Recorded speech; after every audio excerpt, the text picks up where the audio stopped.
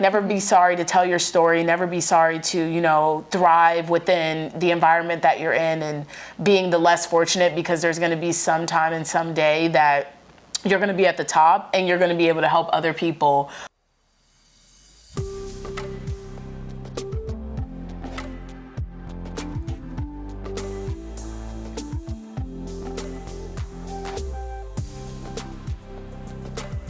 Hi everyone and welcome. Today our guest is very special. She has achieved so much at such a young age. She's currently undergoing her master's degree, and without further ado, I will let our guest introduce herself to you. Please tell us something about yourself. Of course. Well, thank you for having me. I'm very excited. My name is Talia Starks. A lot of people call me T. So shout out to Chamoy's followers. Call me T, But yes, I'm 24 years old. I attend the University of Iowa. I'm completing my master's in rehabilitation counseling with an emphasis on deaf studies. In undergrad, I was in the athletic training program at the University of Iowa. So I got a chance to work with a lot of athletes, a lot of mental health cases, and just getting a dive into the sports side of mental health and athletics. And after finding out that I didn't necessarily have a really strong want and bond to go towards the more athletic side of taping ankles and rehabbing patients, I found that I was more passionate with the mental health side. So I decided to go into counseling, and hopefully after I complete my master's this upcoming spring, I'll go to school to get my doctorate in sports psychology so that I can be an all-around sports psychologist that works with athletes, people with disabilities, I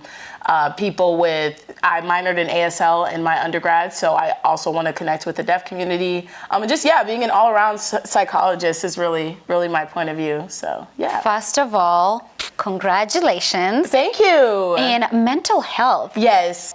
I love to see young people, especially get into mental health. With my generation, I think, coming from a different country, that is not a topic that was freely discussed or freely talked about. And there was a lot of stigma associated with that type of aid, yeah. Yeah.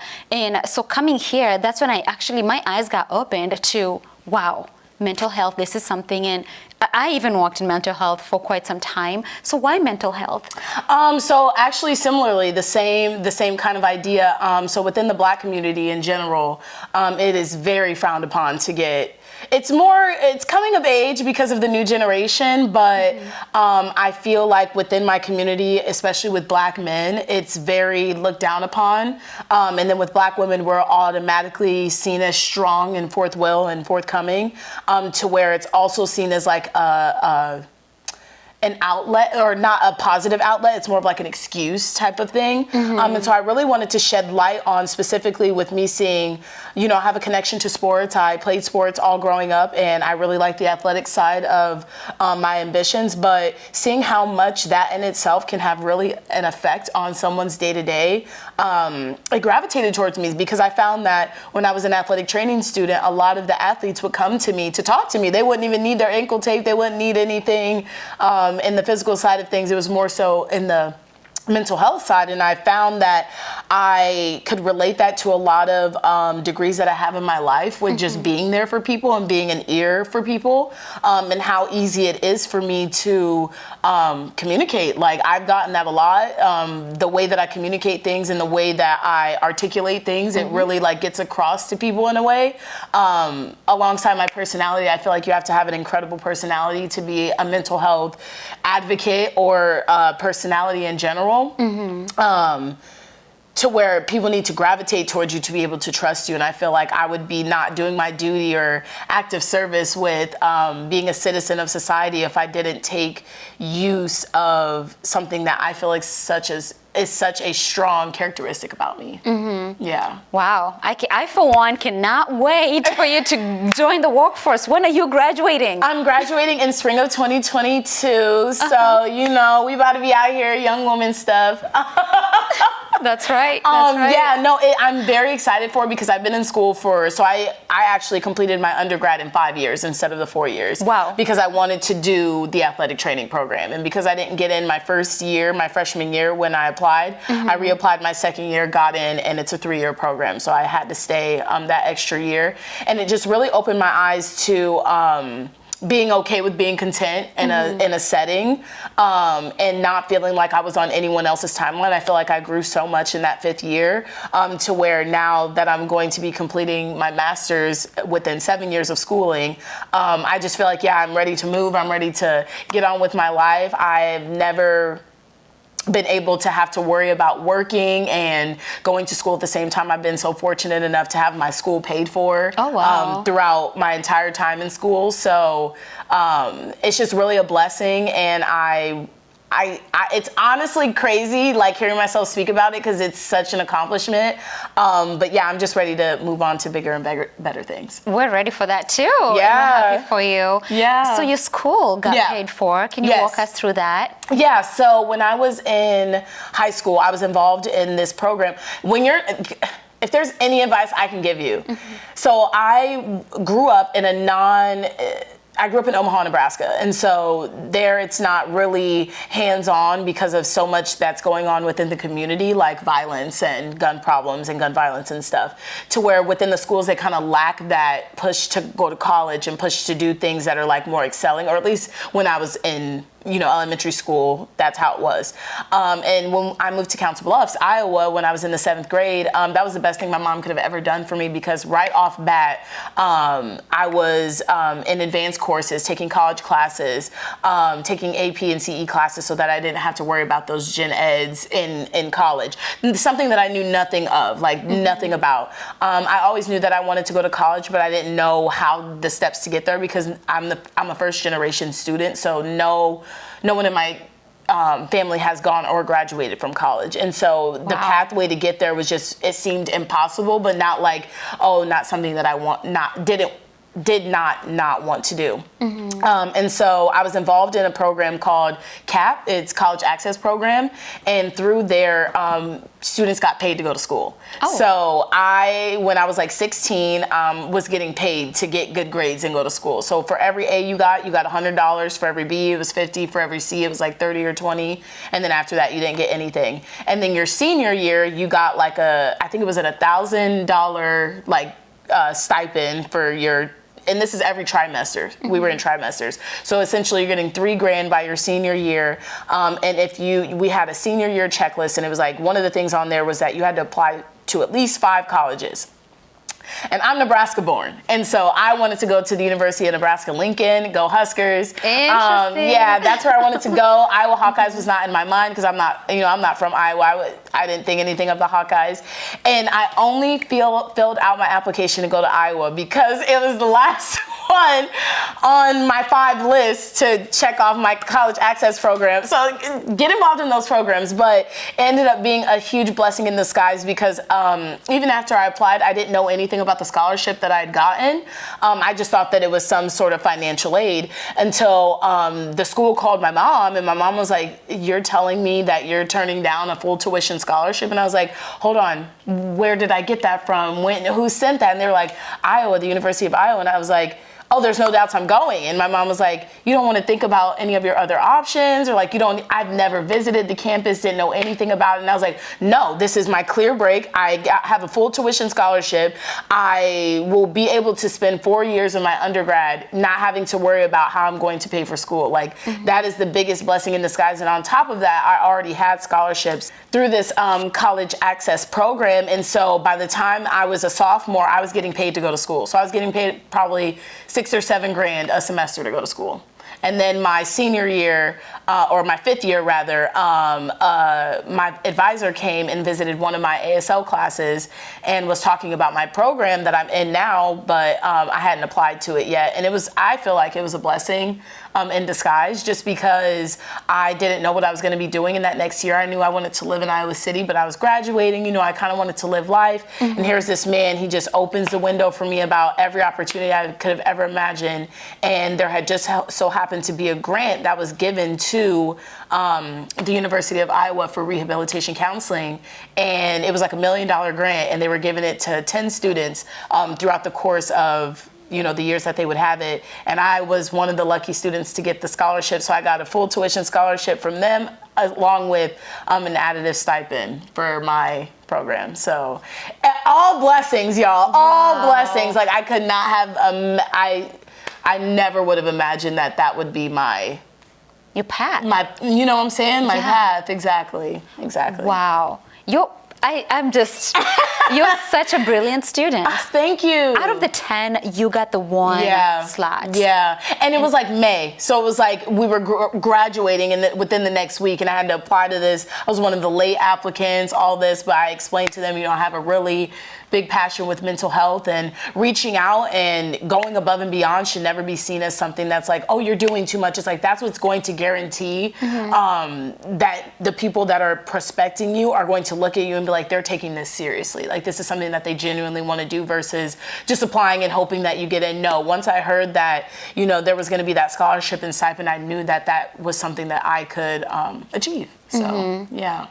A lot of kids, and I use the term kids loosely, but a lot of kids really, once they're done with high school, it's more like, I don't care what the next step is, or my parents have this going for them, or I might run my family business.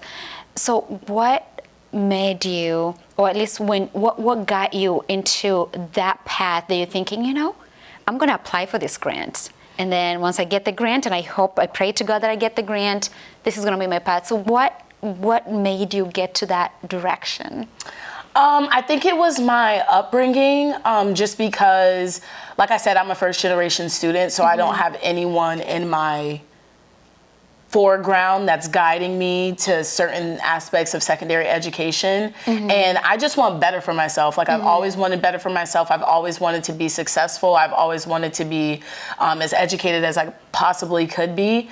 And school is such a comfort for me because I've always loved school. Like, it was something that it was a no-brainer for me. Like, that was the easiest thing in my life with everything else that was going on. And so, when it came down to like applying for grants and scholarships and stuff like that, I know for a fact I wouldn't have been able to go to college without those scholarships and grants, because none of that's coming out of my pocket, and loans can only get you so far with you if you want to actually have, a life outside of college and stuff, or else I'd go to a trade school or, something like that. But I love the idea of universities and colleges in general, just because I feel like I would not be the person that I am today without it. And so anything that was going to get me closer to being in an environment where I know that I could blossom as a Black woman, I wanted to do everything that I could to get myself there. Right. Yeah. Wow. What an inspiration. Stop. What an inspiration. I'm so glad our paths, crossed. Yes. And now you're telling me this story, and it's just very inspiring. Coming here, Trixie too, my sister, we're first generation in this country. Right. So we had to learn how to navigate the system, live alone, even just understanding the language, just everything. So just hearing that story from a perspective of someone like you, that you are also first generation in college, and really taking that turn into, I want to make something better out of my life and stuff. So what does your mom feel or think about all this? My mom, she, it's just crazy because I know my mom is so proud of me. Like, I don't think that there are words for her to be able to articulate how proud of me that she is, just because for her, I'm a staple child. Like, I'm someone that really got out of all my other siblings still live in the same hometown with my family. They all live in a mile radius of each other. I have 4 siblings. Everyone lives a mile radius from my mom. And so, close to home. And I'm the youngest. And so I think that says a lot to my mom. Like, I'm not, scared to, get out there adventure out and stuff. But, I also think that she feels sad just for my siblings, because I am the youngest, and I don't necessarily want the title of leading the pack, but there is that sense of her wishing it for my siblings. You know what I'm saying? Even though they're successful in their own ways, like my brother owns his own business, my other brother owns his own drawing company, my sister, is doing side businesses here and there, but because we've lacked consistency so much in our lives, I think that she would it's hard for her to be overly supportive for me around and in that environment because it's uncommon and I think a little uncomfortable. Wow. Yeah, that's deep. That's deep. No, but that's real life. And the thing is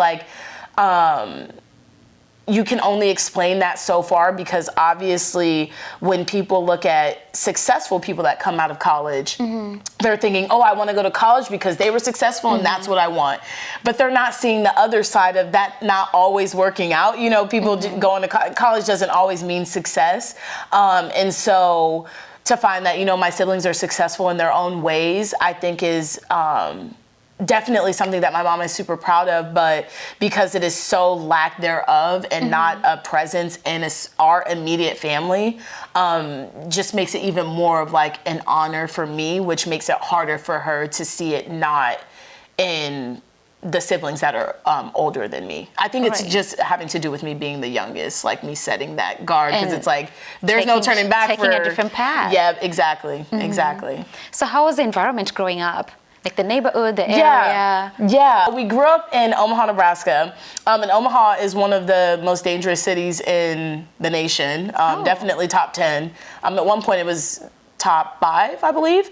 And so, there was a lot of violence. There was a lot of black on black crime. There was a lot of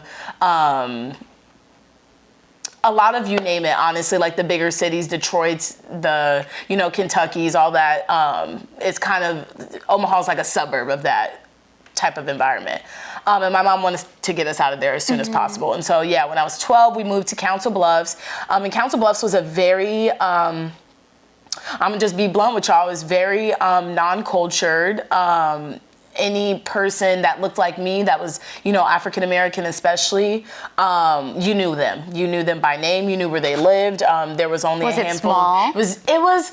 So it's not small, but it's the only thing that I can think of when I think of Council Bluffs is it's a wide spectrum, but it's divided. So Council Bluffs in Omaha, I can walk to Omaha from my house. There is a pedestrian bridge that I can walk over from Council Bluffs to Omaha. That's how close it is. It's just an interstate it's the Missouri River that separates us, and the Missouri River is not very wide. And so, but you would think, there's that cross culture, and there's really not. Omaha and Council Bluffs are night and day. Omaha, a lot of black people, a lot of, more culture, more especially that downtown area is very urban and businessy, but you still got little rough edges if you turn the wrong corner.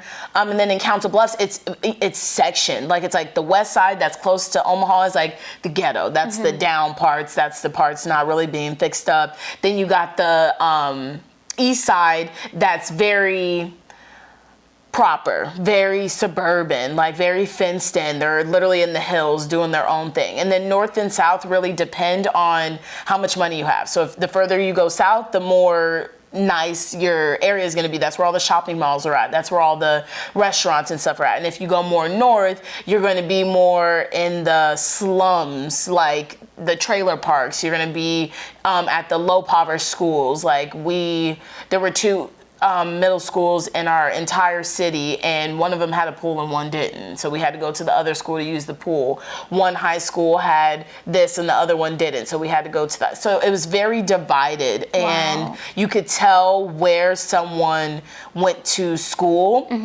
Is you could tell probably where they lived at. If you go to Thomas Jefferson, you probably live on the west side, you live on the west end, you are more poor. If you go to Abraham Lincoln, you're definitely high class. You have a house out here. Both parents are probably in the home. It was very stereotypically divided, for sure. Do you see yourself, and you don't have to answer this, do you see yourself after graduating going back to that community? No! No! If only you knew how much I talk about my future these days. It's crazy. I'm gonna be 25, right? So I'm like in the older part of the college town. You know, I'm outgrowing the college town, right?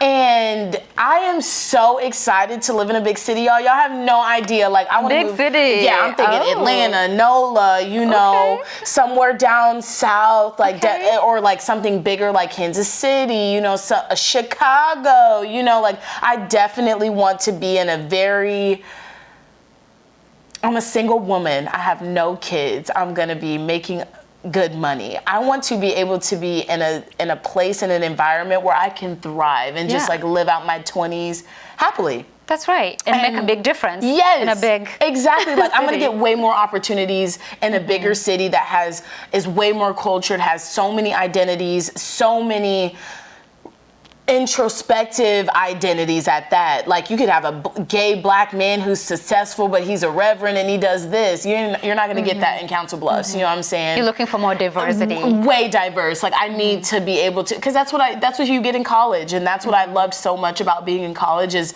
it's a huge melting pot of so many different identities. You don't just have to look at someone and you can't know their whole background. Whereas I go back home and I can be in one part of town and I know exactly. You feel segregated or secluded? Very secluded, very segregated, and very limited. Very limited, especially as a black woman. Yeah. Wow. Well, I cannot wait to see where the future takes you. Thank you. And you definitely give the vibes for a big city. Like I see you, big energy. Really? I see that. Thank you. Yes. I'm scared. I am scared. It does scare me. Do you think you'll go visit first, get a taste of things? I want to dive. I want to dive because I don't like change. I don't like change at all. And so I feel Change is hard. like if I'm thrown in there, I will have no choice but to, because if I go visit and I have a fun time visiting, my overthinking self will be like, well, what about this? What about this? What about actually this? living versus there? just living and being like finding out within a year, because a year can pass by so easily. In a year's time, I'll be able to be like, okay, this is for me and this is not. Okay. I admire your ambition. Thank you so much. And I do respect the fact that you're okay with not seeing what's in front of you. You're okay with going in and forging your own path. Absolutely. Wow. Yeah. That is amazing. Even venturing into mental health, leaving where you grew up, coming here to Iowa. I mean, you met us now, and then you're gonna, after graduating, going to an even bigger city. Yeah. So wow. Hopefully, fingers crossed. So if there's one thing you'd tell, those maybe who are not fortunate enough to go to college, or maybe they're fortunate to be in high school right now, and life is not very simple. It's not as easy for them. What would you what piece of encouraging advice would you tell them?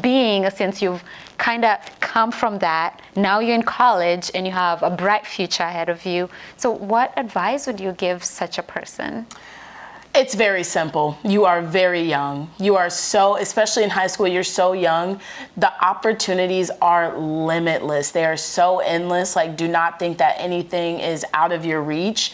And if I heard this quote, and I'm not going to say who the quote was from, but I heard this quote, and they said, if someone tells you no, then that means you're asking the wrong person. And I wholeheartedly believe that. If someone tells you no, or if the answer is no, you're simply asking the wrong person, or you're in the wrong environment, because someone had to do it. Someone has to do it. And so never think that your dreams are endless, and never take no for an answer. And always be resourceful. Like, go out looking for things. Don't just expect things to come to you, because when you're in a mindset of especially being unfortunate, you're going to think those opportunities are never going to come to you. Go out looking for them and present yourself in an aspect and in a manner that's, authentically you. Like, never be sorry to tell your story. Never be sorry to, thrive within the environment that you're in, and being the less fortunate, because there's going to be some time and some day that you're going to be at the top, and you're going to be able to help other people in your path and along your journey. I never would have gotten the way or gone in the path that I did, or as far as I did, if I did not have the people that I did in my corner telling me, you can do it. You just have to open your eyes and try a little harder, be persevere and resilient. Yeah. Wow, that's great advice. So for you watching back home, I hope that spoke to you, or it speaks to someone close to you. And if it speaks to someone that's close to you and you think they might benefit from this message, don't be scared to share this message with them. Then our vision for this episodes, and the reason why we bring stories like this to you, is we want to connect people. We would like to mentor people, and then the most important thing is inspire somebody. So, and the best way to do that, we've found out, is through real life stories. We really appreciate having T here today to grace the occasion, and we also appreciate you all viewers for watching this. Thank you so much, and we'll see you again in our next video.